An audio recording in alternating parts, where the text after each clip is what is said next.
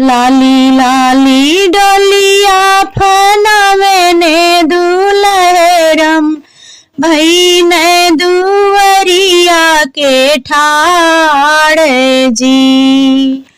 बाहर ही बाटू की भीतर आए सासू विदा कैदा दुल्हन हमार जी। तनी बचनी जब सुननी बेटी रोवत मम्मी के लगा जाई जी।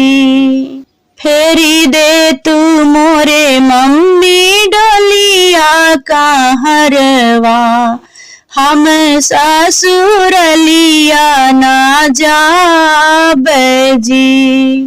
मम्मी बोलाई बेटी गोदिया बिठावे सुना बेटी अरज हमार जी। राम दुलरुआ के संग तुमके पठई खुशी रही जीवन तोहार जी।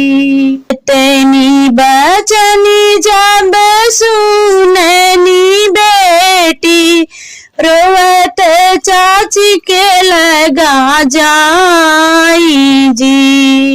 फेरी दे तू मोरे चाची डोलिया का हरवा हम ससुरलिया ना जाब जी।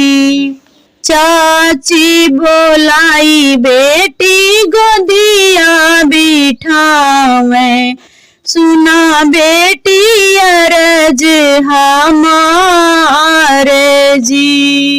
दुनिया करीती बेटी कैसे मिटाई तुम ससुरलिया पठाई जी।